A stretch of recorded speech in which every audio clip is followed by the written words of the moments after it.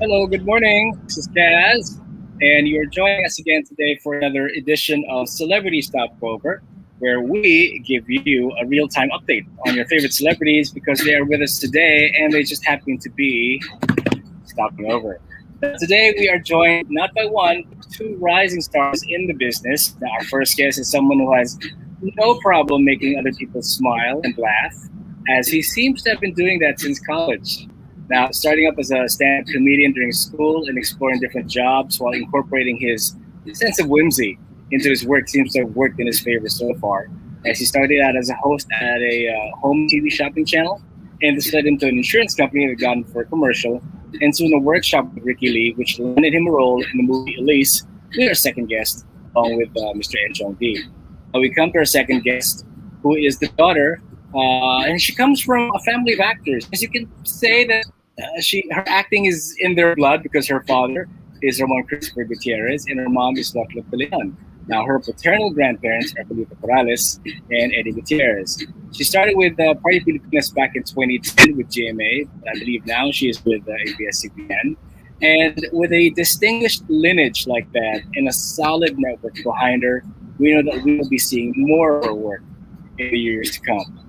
And we're glad to have them both for today for Celebrity Stopover. Welcome to the show, Mr. Victor Anastacio and Ms. Janine Gutierrez. Yay! Yay! Hey guys. Good morning, Hi guys. guys. Morning. Is this your first time here on Mello? Yes, for me. Ikaw, Okay. I think my second or third time, but parang years ago pa. Years ago. Parang reset back to Yeah. zero. Huh? Everything Yeah. seems to reset these days and back to zero. Sabi nila, if it's your first time to do anything, kailangan meron ko ng welcome dance or welcome rap. Paano yan? Oh my gosh, are you sure? Second time ko na. biglang binunot yung exemption card. Exempted ako. Hindi po ako sasagot ng tanong kasi absent po ako sa nakaraang session. But kidding aside, it is a pleasure to have you both here. I was wondering if you guys were not acting at the moment, or if this was not your career of choice that you currently have and enjoying. Anong profession kaya do you think you would be great in and would be currently enjoy doing? I studied foreign service no college, so I really wanted to be an ambassador or a diplomat or something like that. Okay. Uy. I knew Janine would answer that. Galing, ha?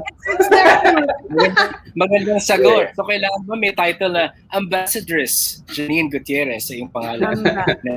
Next time around, di ba? Amba. Ano ang ambag niyo po, Amba? In my case, hindi ko alam. Siguro still like moving from job to job, corporate job to corporate job. Okay.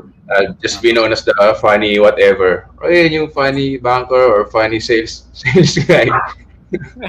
I really don't know. So Yung ating masiyahing sales rep na laging limpak-limpak ang benta every month. At lumalampas sa quota. Yan ang tamang title. yeah. Well, there is a saying in that history will repeat itself. I also believe that you cannot escape history, as it is that it made you who you are today. Sa tingin niyo ba yung past experience mo, like for you, Victor, like in comedy, and Janine, like your past variety show gigs and the series that you were involved in, like Cantadia, Villa Quintana, and Daddy's Girl, just to name a few. Have these past experiences help you shape the person and the actor that you are today? Yeah, for sure. I think I personally didn't have any acting background. Like in school, I was super shy. So I learned on the job already.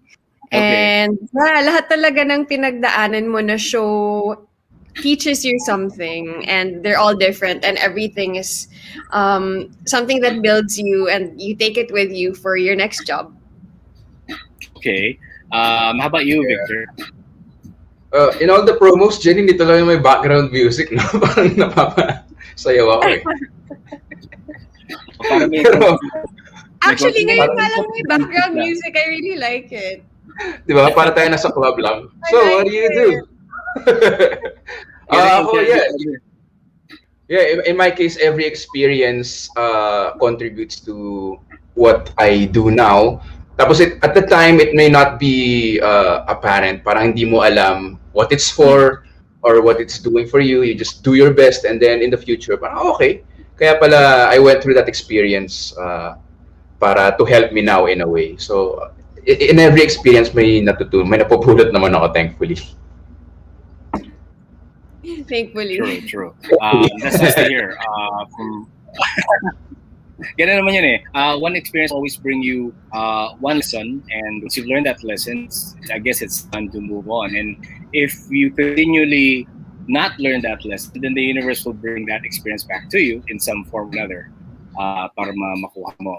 I've talked to some musicians who at one time parang nagkaroon sila ng sort of out-of-body experience when their work gets to be noticed or appreciated because the whole experience is surreal. Do you feel that when you see yourself on film or TV na, uy, di naman ako yan. It only looks like someone na kamukha ko, but I'm still me. I'm still the same regular guy. I'm still the same girl who loves ice cream, coffee, and hanging out with friends like everyone else. Do you get that surreal experience pag nakikita niyo sarili niyo on screen? Sometimes. For me, mas like for photo shoots or billboards, na parang it feels kind of bigger than you because it's literally big or parang sa sinihan like yung isang film kasi namin ni Victor, it was able to go in real cinemas because of course wala pang ganyan. So parang when you see yourself on that big screen, parang whoa, astig. Yeah, same experience. Just parang nagre-react sila. Like they react to you on screen, but then at the same time, kasi in my case, I'm a live stand-up comedian. So sanay ako na when people laugh, I make the effort to make them laugh live. At that moment, parang out-of-body experience na, natatawa sila without me making any effort. Parang nakaupo lang ako dito and yet may reaction. First time ko kasi yun eh. So parang, whoa, parang ganun yung experience. Oo, di ba? Parang, ayos to ah. Oo nga. Parang weird.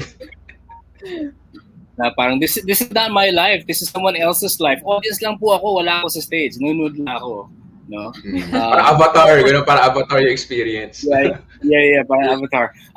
For some people naman, if they see themselves up there, they don't see the accomplishment na nagawa.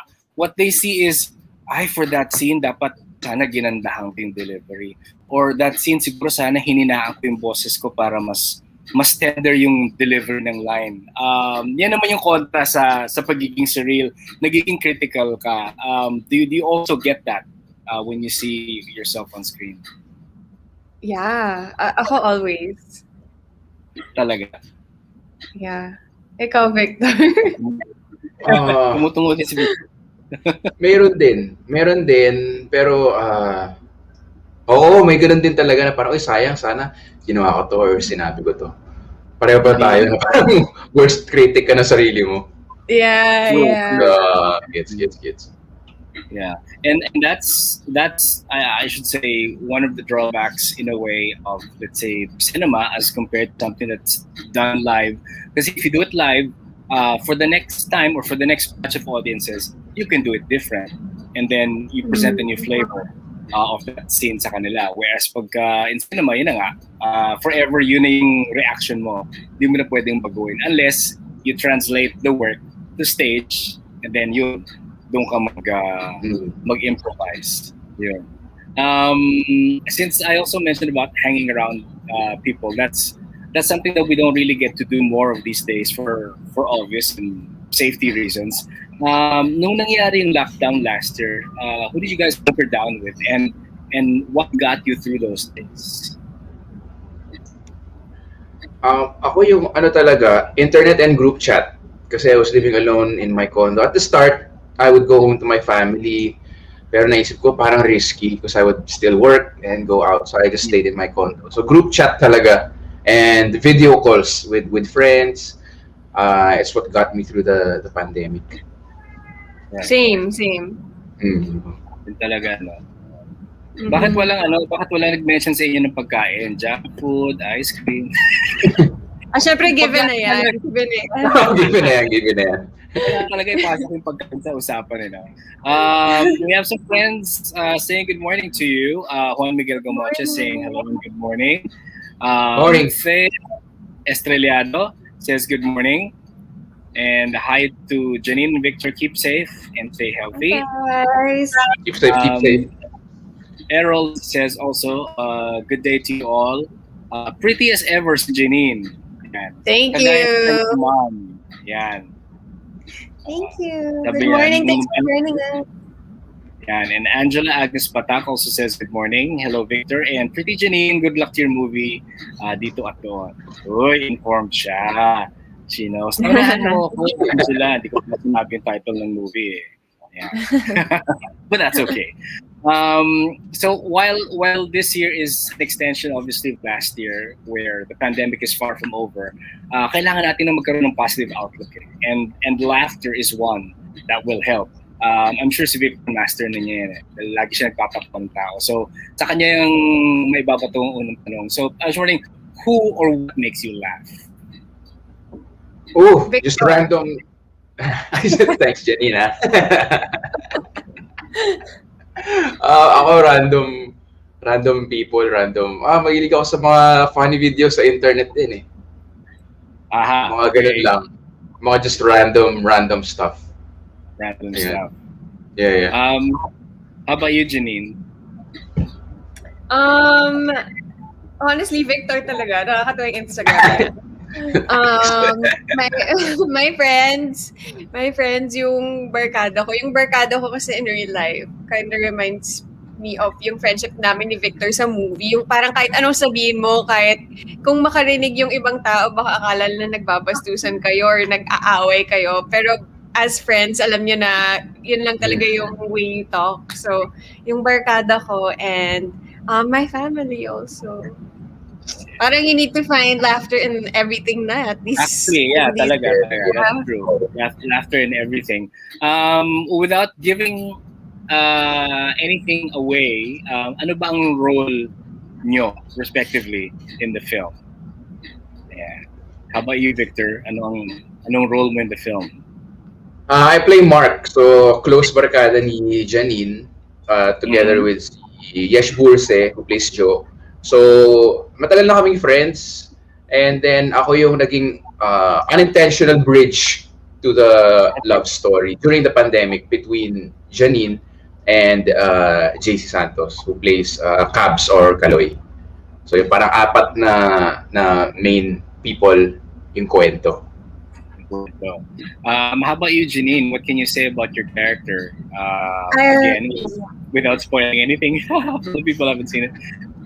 I play Len. I'm political science master's major. Basta, I'm smart. And I'm smart and I'm not afraid to show it. Siya yung tipong tao na talagang ipaglalaban niya yung paniniwala niya and what she thinks is right. And she's super vocal on social media. That's why she rants and lets out all her frustrations. So, in one Facebook post, meron siyang makakaaway. And that person is Kaloy, played by JC Santos. And that's where the whole story starts. Okay. At times you also, I'm sure, have to laugh at yourself at sa sarili mong bloopers. And when you make a movie, for sure, maraming bloopers to be had. The movie that we both are in, which is released by TBA Studios, it's called DITO AT DOON.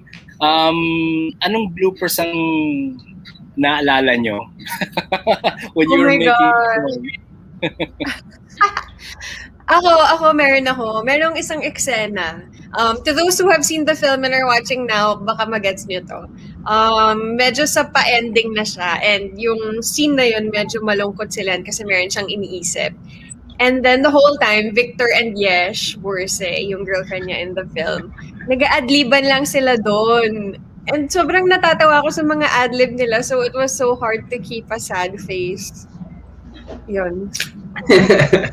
Saya yung mga nakakamiss yung taping. Ako naman, parang the night before, si JC Santos, ini-imitate niya lang yung toko. Ano ba yan, Janine? Basta Oh naging my God, impersonate yun ng na nga. toko. And then the next night, may drama scene uli si Janine. I think same scene no? Talagang pinagpala ko sa scene na yun. Ang daming bloopers.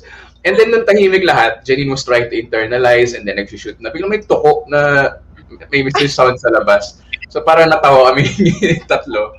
So yun, yung mga bloopers na that we record. Kasi kung nagsasadyang gayahin talaga yung tuko while taping, no? Parang, teka, rolling na tayo. So how did you guys get involved in the film pala? Was this like the script presented sa inyo or you heard about it from through different means? We were approached, I guess. I got a text saying that there was a project nga under TBA with JC and direct JP Habac, who also directed I'm Drunk, I Love You and Gaya sa Pelikula. And I've always wanted to work with them. So I said yes agad. Ako in my case, yung tinext sa akin ng talent coordinator was, hindi tanong eh. Sabi niya, Victor, may bagong movie kasama si Janine, tanggapin mo to. So parang gano'n. si Chris Janine, gano'n yung phrasing niya. Tapos ako naman, okay.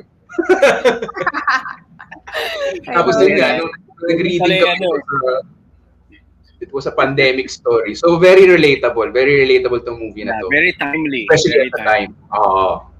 When we did the script reading, parang na-excite ako.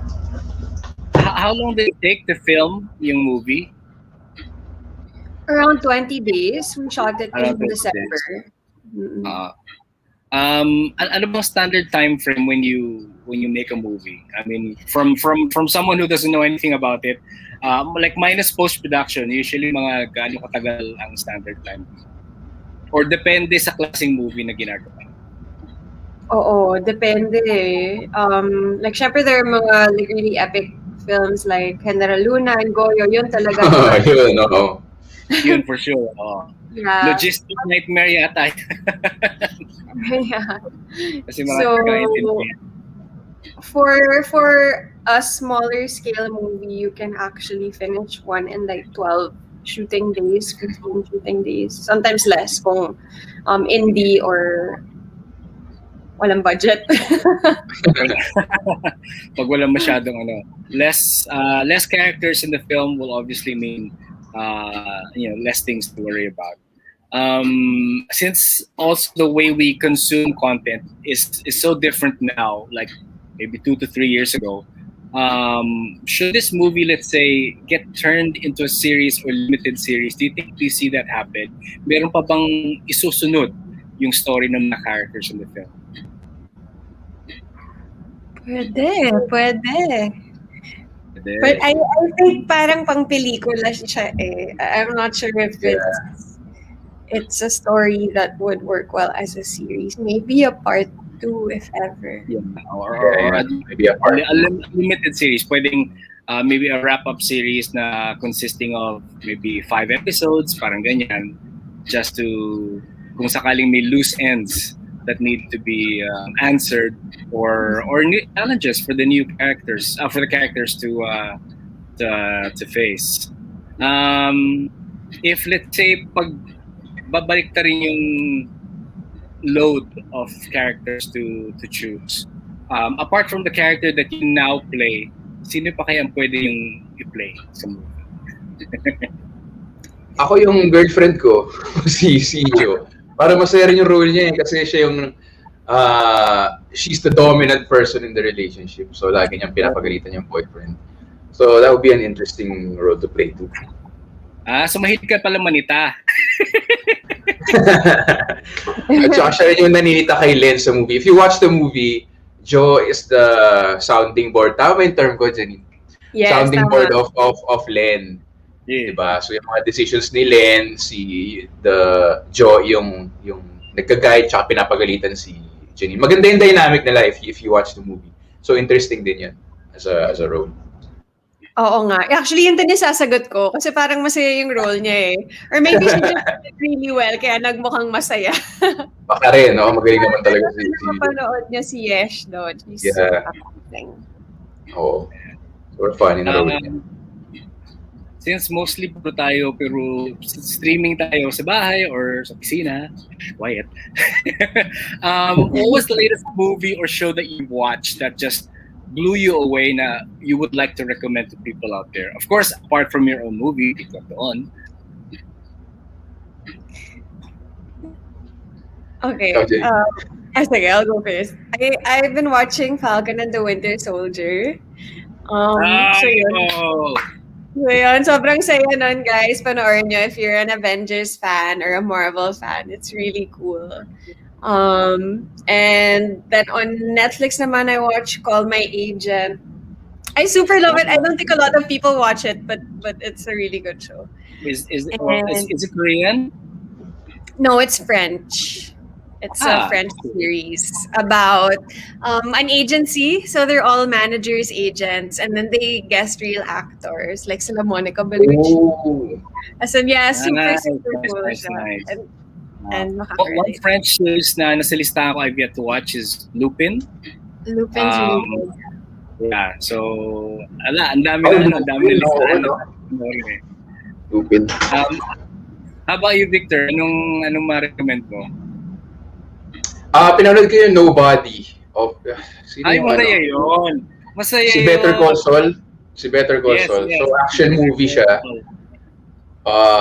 Naastig kasi ano na siya, middle-aged. Para siyang John Wick.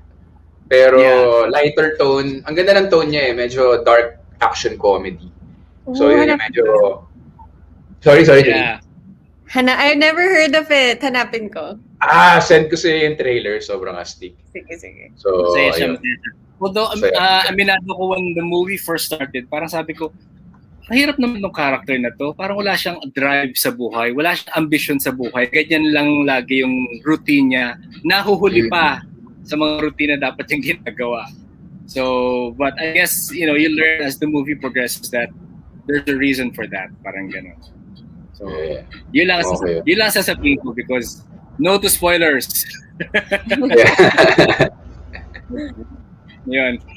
Something that is not going to be too much of a spoiler is obviously your film, which is called Dito At Doon. And it is brought to you by TBA Studios and WASD Films, directed by JP Habac.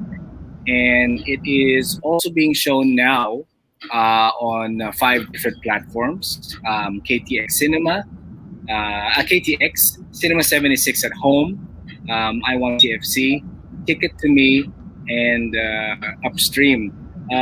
But the main focus for this awareness building that we're doing today is because May 1, it will be shown in international audiences. Tama ba?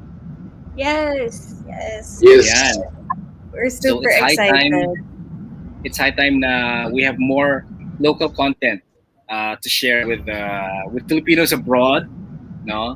And Yes. and also to other people abroad para makita nila na this is how filmmaking is done in the Philippines. And kahit sabihin natin may pandemya at medyo nasira yung routine natin, as artists and creative people, tuloy pa rin ang pagbibigay gaya and also making something that's relevant to the times that we're facing. So if in case fans would like to find more of what you do on social media, where can they follow you?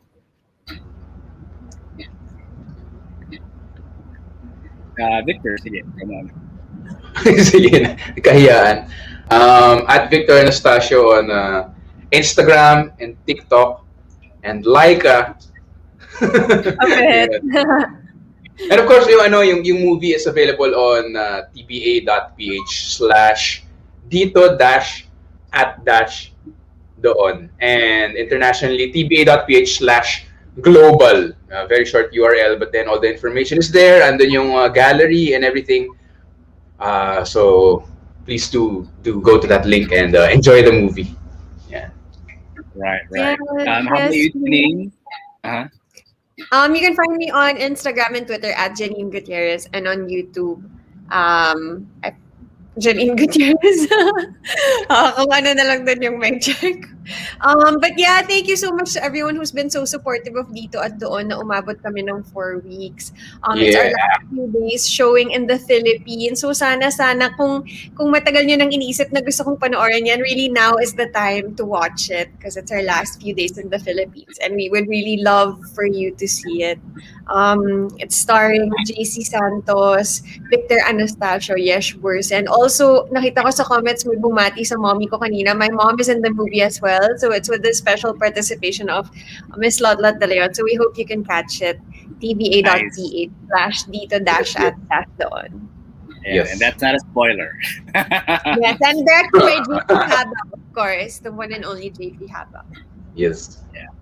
Errol Grimares says tuwan-tuwa ang crew ng DOOR Pest Control Services from Tunasan, Muntinlupa and BF Homes in Las Piñas. They're saying hi and good morning sa inyong dalawa. Irma Lizardo, ang pretty ni Janine. Same for Yol Astrologo. Julie Lucena also says the same. Gloria Gilabasan, hello to Victor and to Janine. Elise Garcia, she's watching from Eurotel. Pa-shoutout daw sa mga katrabaho niya. Yan. Si Elise. Hi, Papi. Who my favorite. And Chrislen Villarosa. Yeah. So these are some of our friends keeping us company today. Just before we wrap up, we'll actually be randomly choosing 3 winners for an online pass that they can watch the film anytime upon selection hanggang Friday. So they can watch it one time, of course, but make sure na once you do get that online pass, make sure that you watch it by Friday, April 30. Right? Thank you so much, Victor. Thank you so much, Janine. I wish you all the best with the film and in the future works that you would have down the line, also with TBA Studios. More power sa inyo lahat. And of course, ingat, stay safe, stay hydrated, and do whatever it takes to make sure that the spirit of the Filipino movie is alive in spite of the pandemic. And if this particular move means that more Filipinos get to watch Filipino movies and content worldwide, I'd say go for it. It's time for the Filipino movie na mapansin and give credit to where it's due. So till the next celebrity that walks through our doors, or in this case, says hi to the camera, virtual otherwise, this has been Kaz for Celebrity Stopover here on All Hits, Hello 94.7. Sounds good. Thank you so much for joining us today. Thank you, guys. Thanks, guys. Thanks, guys. Thank you everyone for listening. Yeah. Note kayo, masaya. Promise. Yes.